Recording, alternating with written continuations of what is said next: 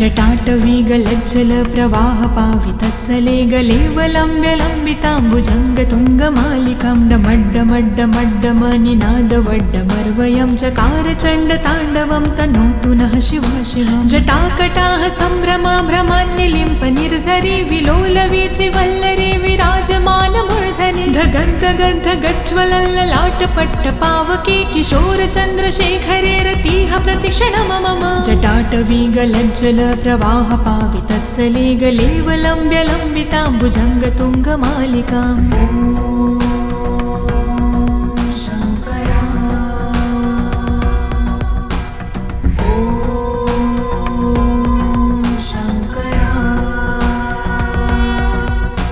धराधरेन्द्र नन्दिनी विलास बन्धु बन्धुरसुराद्रिगन्ध सन्तति प्रमोदमान मानसे कृपाकटाक्षधारिणी निरुद्ध दुर्धरापदि कवच दिगम्बरे मनो विनोद मेतु वस्तुनि जटाभुजङ्ग पिङ्गल स्फुरत् फणामणि प्रभा कदम्ब कुङ्कुमाद्रवा प्रलिप्त दिग्वधूमुखे मदान्ध सिन्धुरस्फुरत्वगुत्तरीय मेदुरे मनो विनोद धुत्तं बिभर्तु भूत भर्तरे।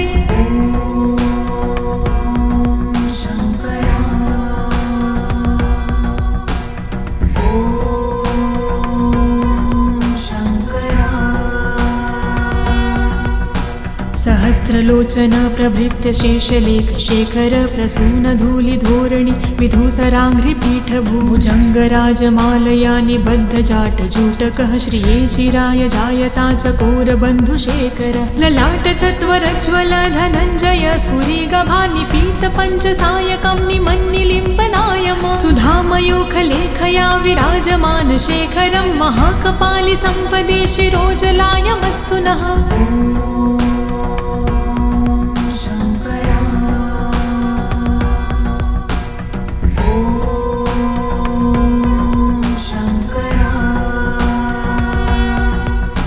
कराल भाल पट्टिकाध गद्द गद्द गज्वल धनञ्जयाधरीकृत प्रचण्ड पञ्चसायके धराधरेन्द्र नन्दिनी कुचाग्रचित पत्रक प्रकल्पनैक शिल्पिनी त्रिलोचने मते मम। नवीन मेघमण्डली निरुद्ध दुर्धर स्फुरत् कहुनिशीथिनी तमः प्रबन्ध बन्धुकन्धरः निलम्पि निर्झरीधरस्तनोतु कृत्ति सिन्धुरः कलानिधान बन्धुरः श्रियं जगन्ध धुरधरः।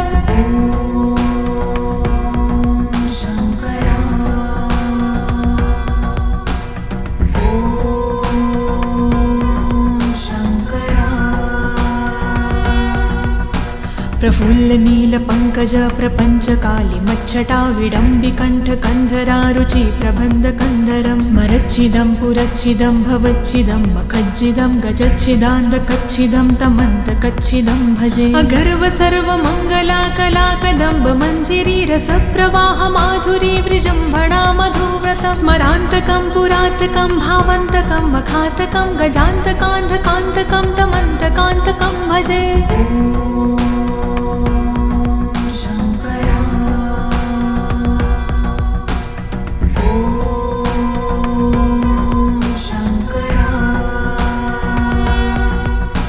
जयत्वद ब्रवीभ्रम ब्रमद्द जङ्गमस्फुर धगद्धगद्विनिर्गमत्कराल बालहव्यव धिमिद्धिमिद्धिमिन्मृदङ्गतुङ्गमङ्गलं ध्वनिक्रम प्रवर्तित प्रचण्ड ताण्डव शिव। दृशद्विचित्रतल्पयोर्भुजङ्गमौक्तिकं स्रजो गरिष्ठरत्नलोष्टयो सह द्विपक्षपाक्षयो त्रिणारविन्द चक्षुषो प्रजामहिन् महेन्द्रयो समं प्रवर्तयन्मनः कदा सदा शिवं भजे।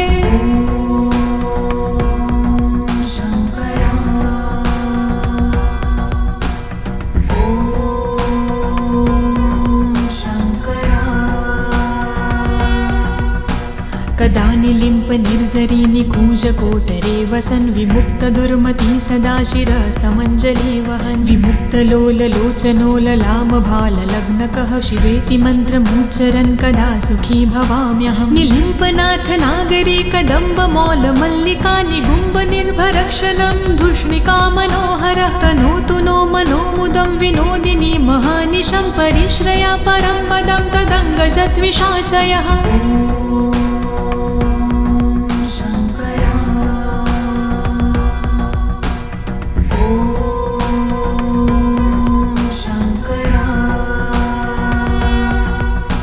प्रचण्डवाडवानल प्रभाशुभ प्रचारिणी महाष्टिसिद्धकामिनी जनावहूतजल्पना विमुक्तवामलोचनो विवाहकालिकध्वनि शिवेति मन्त्रभूषगो जगज्जयाय जायता इमं हि नित्यमेव मुक्तमुत्तमोत्तं स्तवं पठन् स्मरन् ब्रुवन्नरो विशुद्धमेति सन्ततं हरे गुरो सुभक्तिमाशु याति नायशागति विमोहनं हि देहनातु शङ्करस्य चिन्तनम्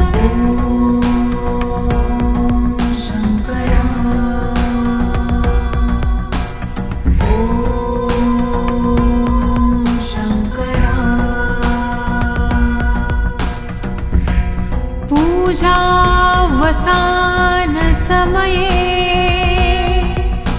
दशवक्त्रगीतं यः शम्भो पूजन्मिदं पठति प्रदोषे तस्य स्थिरा रथगजेन्द्र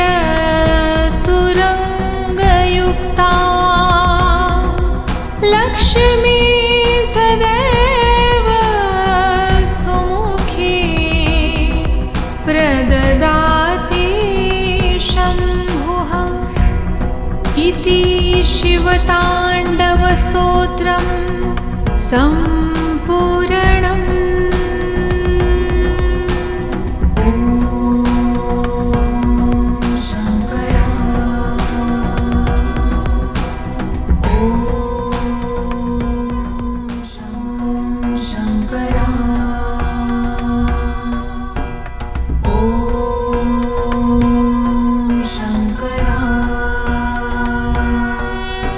जटाटवीगलज्जल प्रवाहपावितत्सले गलेवलम्ब्यलम्बिताम्बुजङ्गतुङ्गमालिकां डमड्डमड्डमड्डमनिनादवड्डमर्वयं चकारचण्डताण्डवं तनोतु नः शिवा शिवं जटाकटाः सम्भ्रमा भ्रमान्निलिम्प निर्झरी विलोलवीचि वल्लरी विराजमानमूर्धनि धगद्धगद्धगज्ज्वलल्ललाटपट्टपावके किशोरचन्द्रशेखरे रतिः प्रतिक्षणं मम जटाटवीगलज्जल प्रवाहपावितत्सले गलेवलम्ब्यलम्बिताम्बुजङ्गतुङ्गमालिकाम्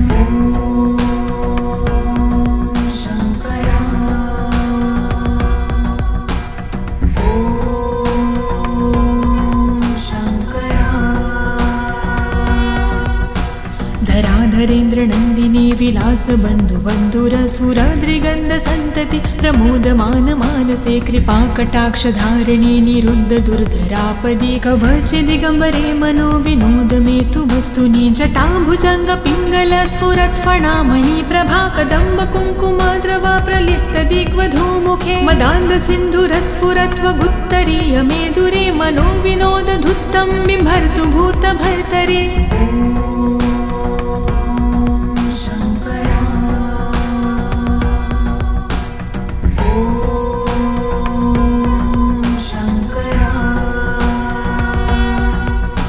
सहस्रलोचन प्रभृत्य शेषलेख शेखर प्रसून धूलिधोरणि विधूसराङ्घ्रिपीठभुजङ्गराजमालया निबद्धजाटजूटकः श्रिये चिराय जायता चकोरबन्धुशेखर ललाटचत्वरज्वल धनञ्जय स्फुरिगभानिपीतपञ्चसायकं निमन्निलिम्पनायम सुधामयोखलेखया विराजमान शेखरं महाकपालि सम्पदे शिरोजलायमस्तु नः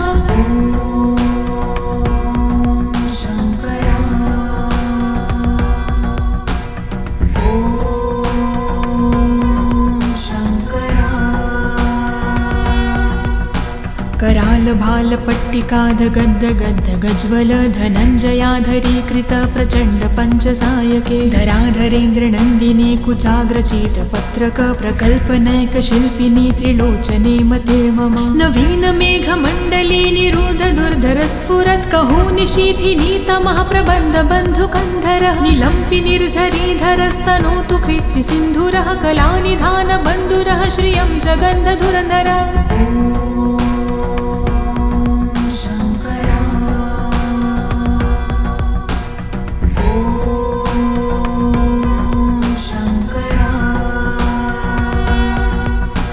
प्रफुल्ल नील पंकज प्रपंच काली मच्छटा विडम्बिकण्ठ कन्धरा रुचि प्रबन्ध कन्धरं स्मरच्छिदं पुरच्छिदं भवच्छिदं मखज्जिदं गजच्छिदान्धकच्छिदं तमन्तकच्छिदं भजे अगर्व सर्वमङ्गला कला कदम्ब मञ्जिरी रसप्रवाह माधुरी विजृम्भणा मधुव्रतं स्मरान्तकं पुरातकं भावन्तकं मखातकं गजान्तकान्धकान्तकं तमन्तकान्तकं भजे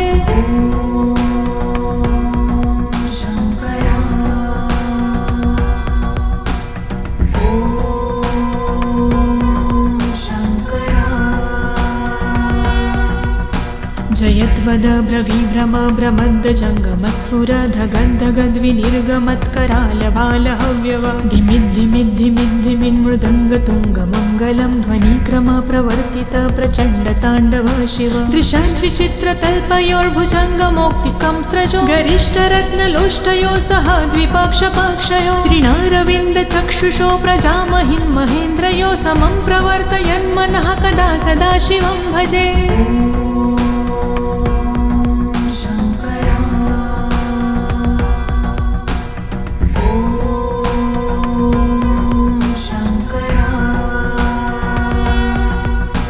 कदा निलिम्प निर्झरी निकूज कोटरे वसन् विमुक्त दुर्मती सदा शिरस्तमञ्जलि वहन् विमुक्त लोल लोचनो ललाम भाल लग्नकः शिवेति मन्त्रमुच्चरन् कदा सुखी भवाम्यहं निलिम्पनाथ नागरी कदम्ब मौल मल्लिका निगुम्ब निर्भरक्षलं धूष्णिका मनोहरः तनोतु नो मनोमुदं विनोदिनी महानिशं परिश्रया परं पदं तदङ्गजद्विषाचयः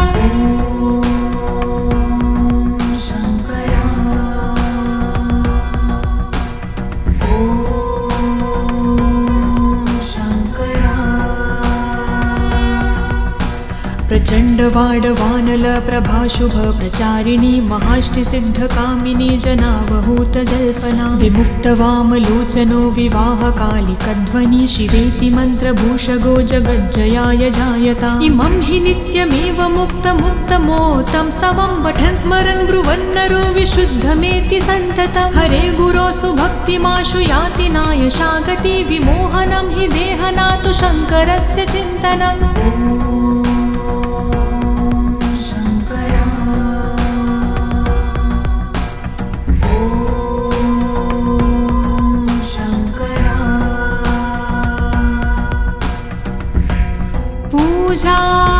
पूजावसान समये दशवक्त्रगीतं यः शम्भो पूजन्मिदं पठति प्रदोषे तस्य स्थिरा रथगजेन्द्र